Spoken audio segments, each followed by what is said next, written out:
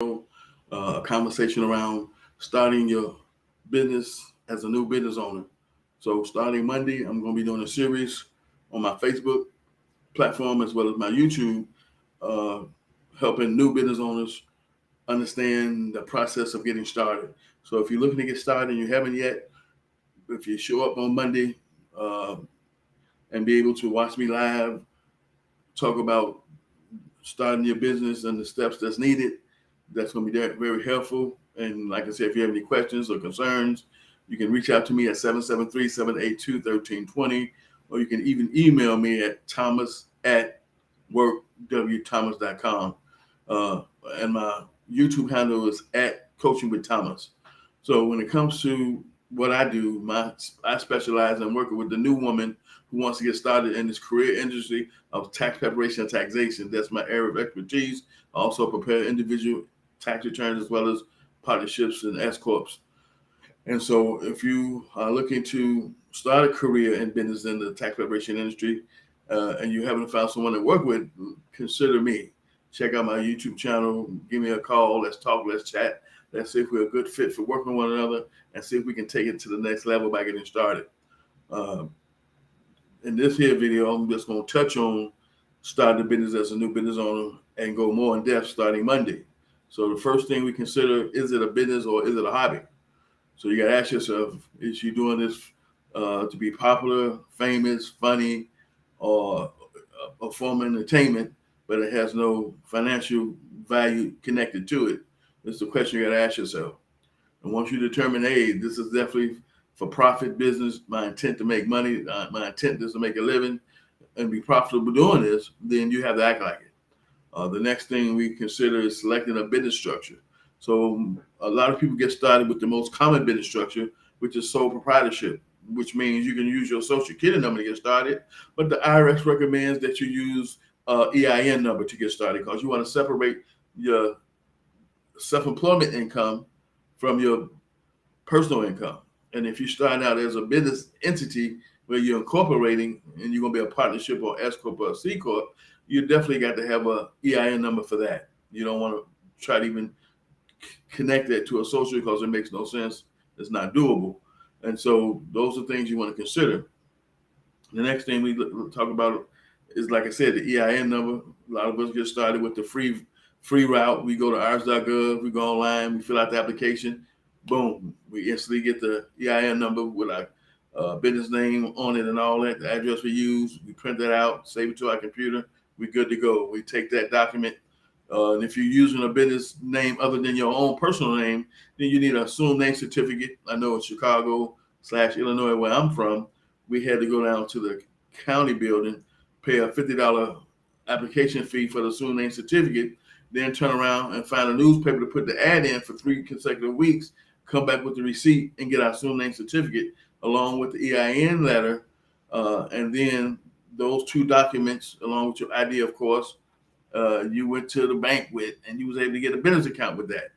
Because for people who are using a business name other than their own, those are the documentation you need to open up a bank account. Unless you just happen to know somebody that work at a bank who don't care about the assumed name certificate, then you're good to go. But for most part, assumed name certificate, the EIN letter with your business name you're using on there, valid ID, and then you go to the bank and you get your account opened up.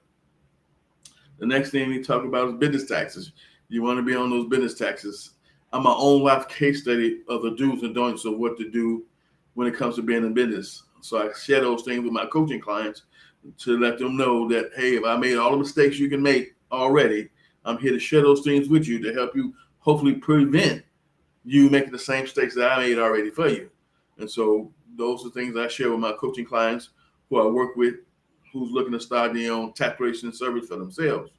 The next thing we consider, and then when it comes to those business taxes, they're vital to your overall profitability and success because you don't want to put yourself in a hole where now you're on a federal, state government all this money because you're doing a poor job of managing the money that you were making inside your business when it came to the estimated tax payments, your self-employment taxes, your income taxes, your Medicare and Social Security taxes, especially if you got people on payroll. all those things you want to have in order. You want to make sure those things get done.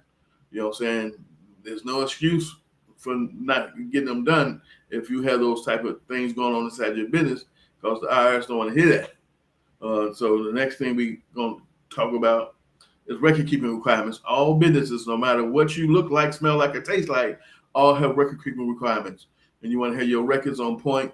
You want to have those things in check. And I'd say if you can't afford to have a bookkeeper / CPA to keep those books in check when you first get started, the first thing you want to do when you make some money is to secure you a bookkeeper or qualified CPA who know what they're doing to keep your books.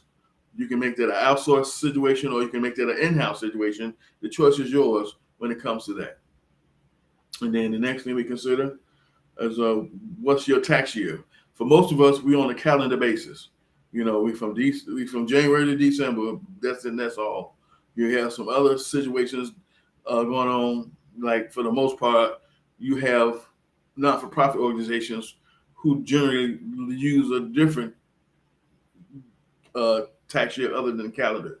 They can use the fiscal year, which means they get to choose a month out of the year that they want to determine the tax year for themselves.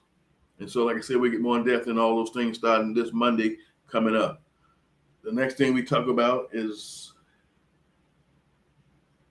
retirement plans. What type of retirement plan do you need to consider? When a lot of us start out as solopreneurs / self-employed individuals wearing all these different hats. And so when we first get started, we don't have the money even needed to even think about a retirement plan for ourselves or anybody else. So once your business get up and running and you're starting to make positive cash flow month in, month out faithfully over a 12-month period, then you want to consider what type of plan you want to have for yourself. And if you got some employees, not independent contractors, but employees, W-2 workers, what retirement plans you want to offer them as well? Because you can't have one and have an employee plan and have employees and not offer them one. And so the next thing we consider is some small business publications that we want to have as quick reference points. As a business owner, you know, we have to have everything in place from A to Z, regardless of all the moving pieces. We're in charge of making that happen. We're responsible for getting it done. We're the captain of the ship, no excuses.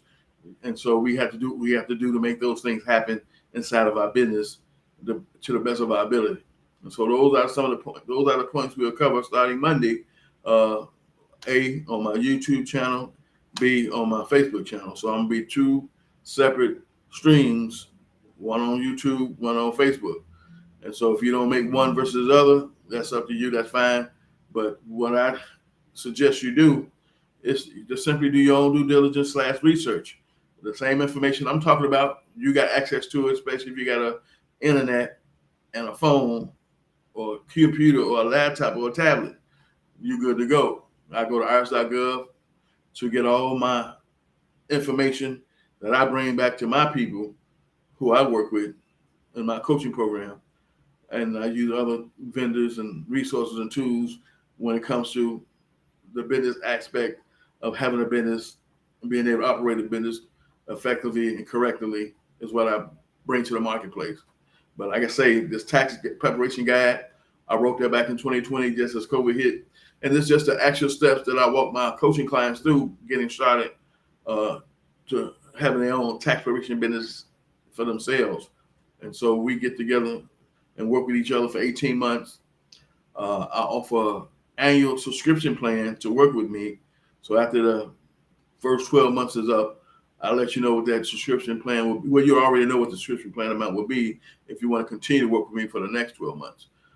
And so my investment to work with me is $2,495, and that's designed on the person who needs everything. This coaching program was designed for the person that's brand new, no prior training experience, who haven't taken any action yet, who need their infrastructure set up, the paperwork of it set up, the training that need to go with it set up, the support that need to go with it set up, the accountability of that set up, the the leadership that need to go with that in place to help you to start a full-fledged, too legit to quit, profitable tax preparation business for yourself. Because to be considered a tax service, there's certain documentation and paperwork we need to have in order. Anything outside of that structure is bootleg. It's borderline illegal, and you don't want to go there.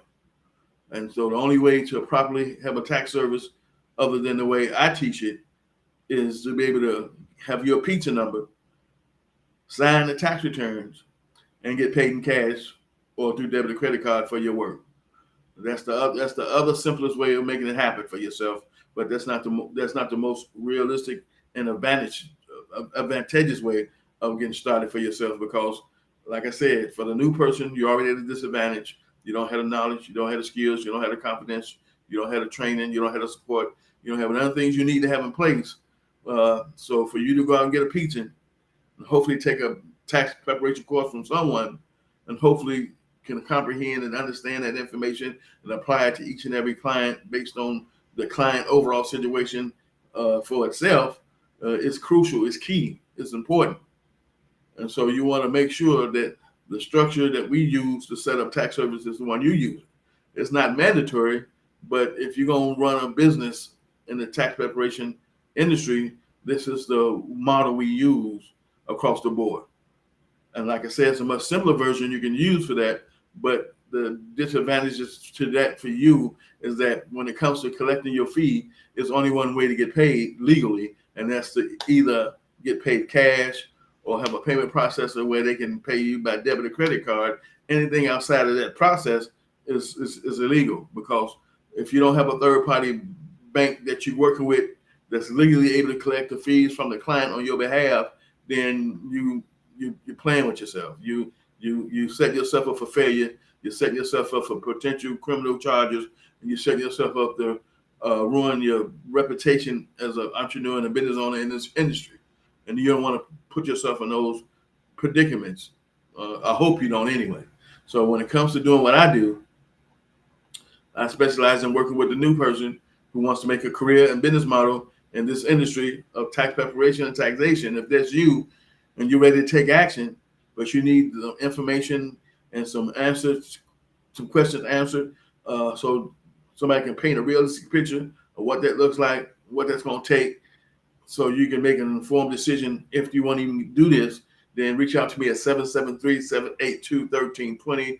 I'm here to be a valuable resource to help you make a decision on your journey to getting started in this industry, or helping you to decide if this is something you want to do. I'm here to paint the picture and show you what that looks like for you. And I'll see you in my next video.